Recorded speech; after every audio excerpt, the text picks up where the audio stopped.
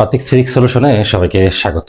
শুরু হতে যাচ্ছে অনার্স দ্বিতীয় বর্ষ অনলাইন পেইড কোর্স।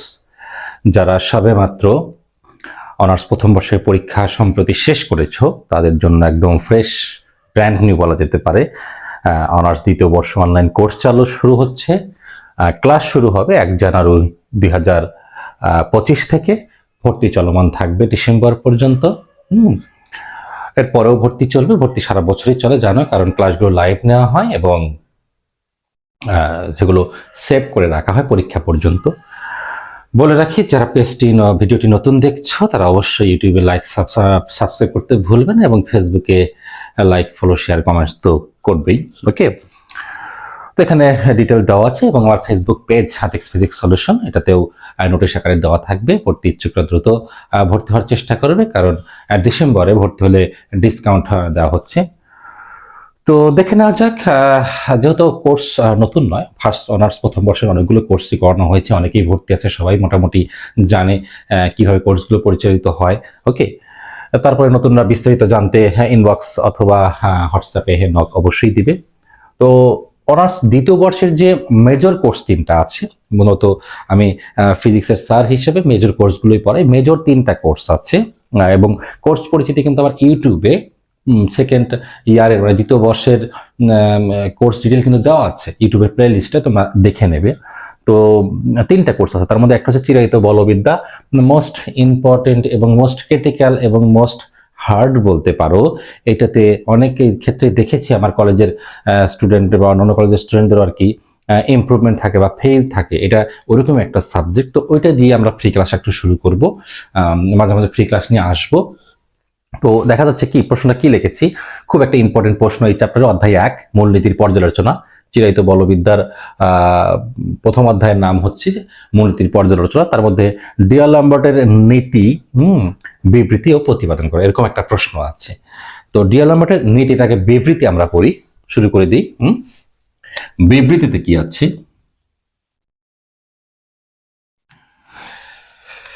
বিবৃতিতে বলেছে একটা কণা সিস্টেম, মানে একাধিক কণা থাকবে, একাধিক কণার সমন্বয়ে গঠিত কণা সিস্টেমের উপর। কি বললাম? একাধিক কণার সমন্বয়ে গঠিত।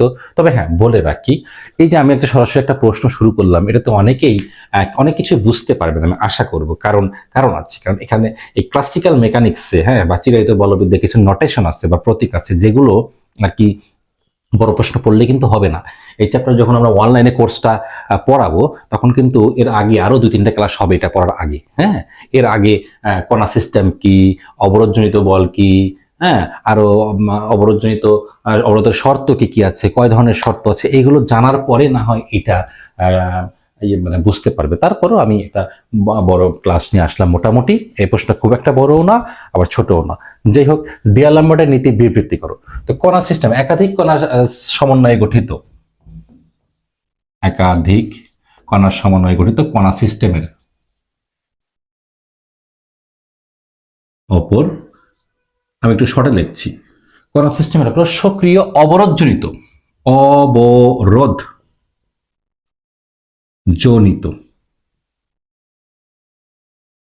বলের দ্বারা, এই অবরোধজনিত বল কি, এটা নিয়ে কিন্তু ক্লাস থাকবে।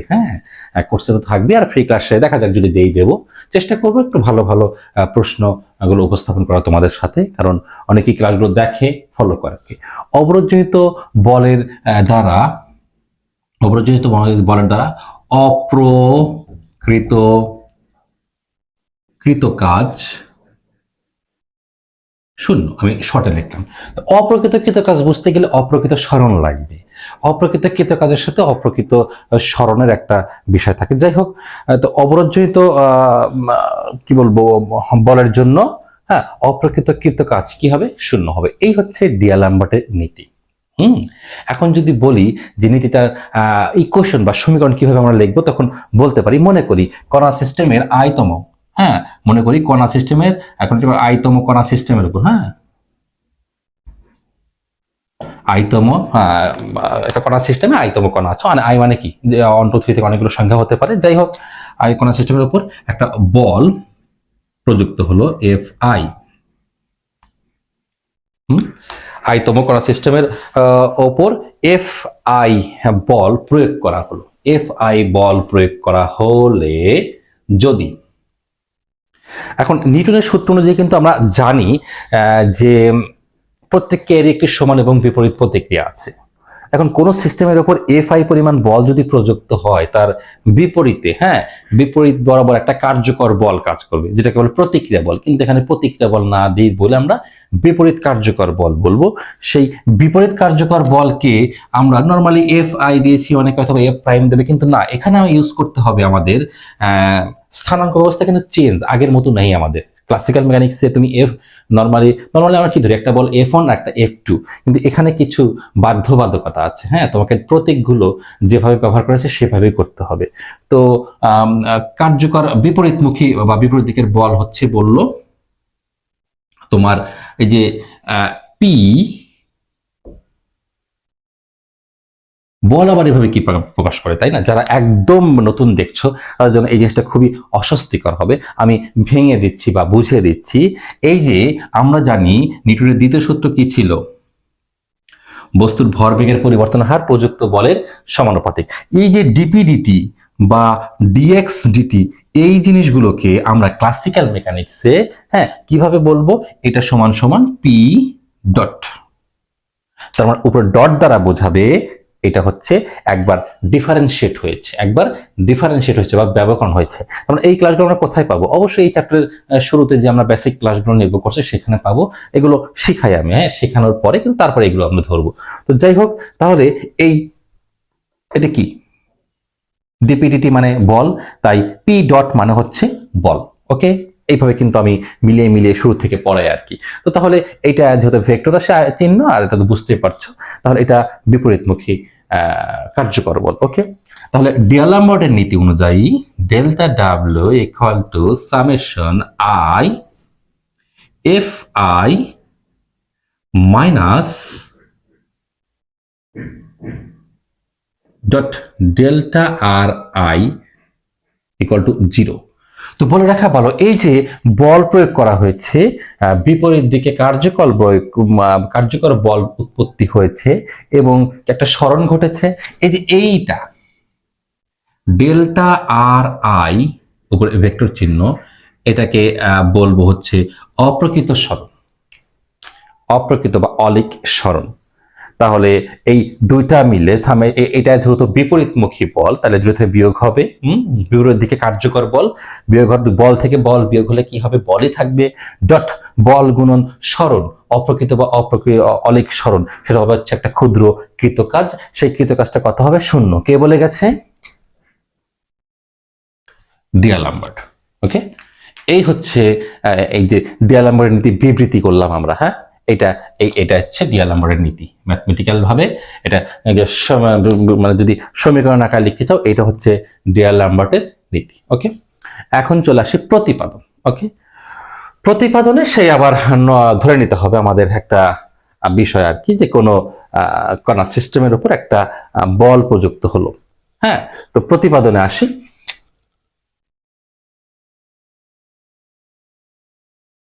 কোন সিস্টেমের উপর মোট বল প্রযুক্ত হলো, মোট বল সমান সমান এফ আই প্রাইম।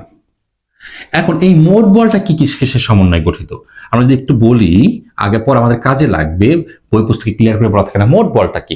মোট বল হবে প্রযুক্ত বল প্লাস অবরোধ জনিত বল, অজ বল। ওকে, অজ বলটা সংক্ষেপে লিখলাম। তো প্রযুক্ত বল তুমি যদি প্রকাশ করো এফ আই এটা দ্বারা, অপরাধজনিত বল এফ আই এটা দ্বারা। ওকে, তাহলে এটা আমাদের 1 নং সমীকরণ হয়ে থাকলো। তাহলে মোট বলটা কি হবে? প্রযুক্ত বল এবং অপরোধজনিত বল। যাই হোক, তো এই এফ এর মধ্যে এটা থাকতেছে, এটা অনেক সময় পরে লেখা, আমি আগেই লিখে নিলাম। এখন বল প্রয়োগ করার ফলে কি বললাম, বল প্রয়োগ করার ফলে বিপরীত দিকে আবার একটা কার্যকর বল হবে, এটা স্বাভাবিক, একটু আগে আমরা বললাম। এখন শুধু প্রতিপাদনটা করার জন্য আমরা নোটেশনগুলো চেঞ্জ করে নেব। তো বিপরীত দিকে যে কার্যকর বল, সেটা তো বিপরীত দিকে কার্যকর বল আমরা এর আগে ধরেছিলাম, ওটাই ধরবো। বিপরীত দিকে কার্যকর বল এই যে পি আই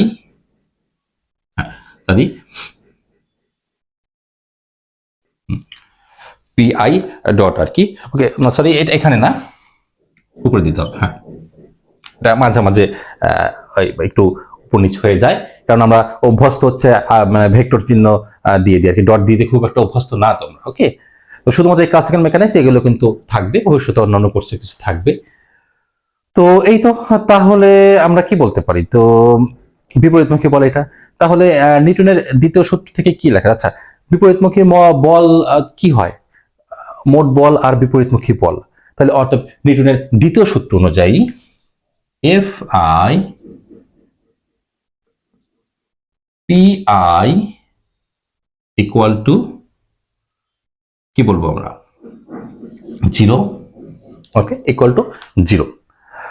তার মানে প্রত্যেককে যে বললাম না, বিপরীতমুখী বল মানে কি, প্রতিক্রিয়া বল পরস্পর সমান এবং বিপরীতমুখী, তা দুইটা বিয়োগ করলে কি হবে, লব্ধি 0 হবে। এখন এই যে মোট বলের জায়গায় আমরা এটা বসায় দেব। ওকে, এবং আমি যদি বলি যে অপ্রকৃত সরণ, তাহলে কি আসতেছে, এটার পরে আমরা অপ্রকৃত সরণটা বসাই দিই, তারপরে 1 নং এর মান বসিয়ে দেবো। ওকে, একটু দেখি। অতএব অপ্রকৃত বা আবার অপ্রকৃত বা অলিক, যেটাই লেখো না কেন, অলিক সরণ ডেল্টা আর আই হলে কৃতকাজ। ওকে, ডেল্টা আর আই হলে কৃতকাজ, বা সরাসরি F I prime minus P I dot delta R I equal to 0। এখন আমার কাজ হবে এই যে এইটা এফ আই প্রাইম, হ্যাঁ, এই মানটা এখানে বসিয়ে দাও। এখন তোমরা লিখবে 1 নং হতে মান বসিয়ে পাই কি হচ্ছে দেখি। এটা সামেশন দিতে পারো। ওকে, এফ আই এর বদলে এইটা, এফ আই প্রাইমের বদলে, okay, summation I F I, হ্যাঁ, plus F I minus P I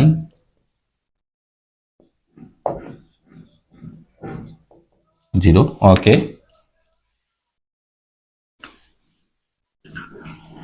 এরপরে কি আসতেছে, এটা দিয়ে এই তিনটাকে গুণ করে দাও, এই রাশিটাকে দিয়ে এই তিনটাকে গুণ করে দাও, very easy. F I dot delta R I dot plus F I dot delta R I plus minus P I delta R I 0। Okay, এখন এইটাকে পরের লাইনে ভাঙবে কিভাবে আমি বলি, আমি আর লিখছি না, এভাবেই থাকবে। কিভাবে ভাঙবে, এ ডট বি মানে কি, এ বি কস থিটা। তাহলে এইটা ডট এইটা মানে কি, এটা কস থিটা। তাহলে এই পরের লাইনে এটাও থাকবে F I delta R I cos 90 degree theta. কেন? এই যে এফ আই হচ্ছে কি, অবরোধজনিত বল, এবং এটা হচ্ছে অপ্রকৃত সরণ। অবরোধজনিত বল এবং অপ্রকৃত সরণের মধ্যবর্তী কোণ সবসময় 90 ডিগ্রি হবে। এটা নিয়ে বিস্তার আলোচনা আমরা অন্যান্য ক্লাসে, মানে আমরা প্রথম দিকে যে ক্লাসগুলো হয় সেটাতে আমরা বলে থাকি আমি। তো এই মধ্যবর্তী কোণ সবসময় 90 ডিগ্রি। এবং আরেকটা যদি বলি যে অবরোধজনিত বল দ্বারা কৃত কাজ 0, এটার অর্থ হচ্ছে তোমার অবরোধজনিত বল দ্বারা কিন্তু অপ্রকৃত সরণ ঘটে। তো অপ্রকৃত সরণ আমরা যখন সংজ্ঞাটা করবো তখন ওটা আরো আমাদের ক্লিয়ার হবে।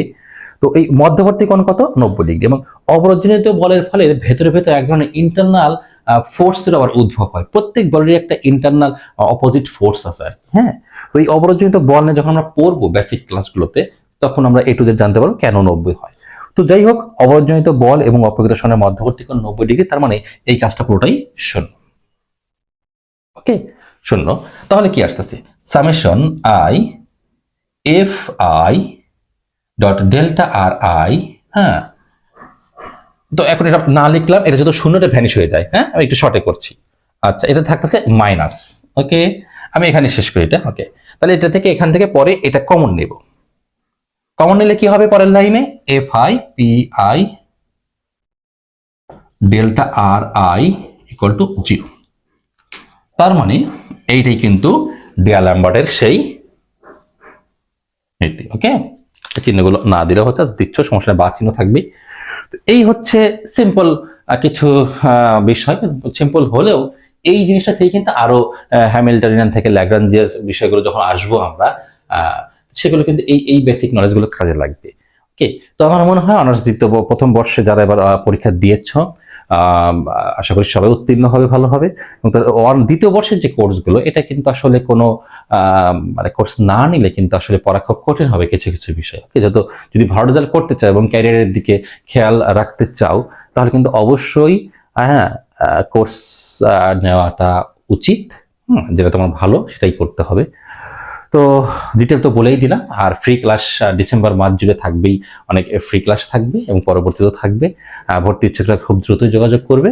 হ্যাঁ, আশা করি আমরা জানুয়ারির 1 তারিখ থেকে ক্লাস শুরু করতে পারবো। সকলেই ভালো থাকবে।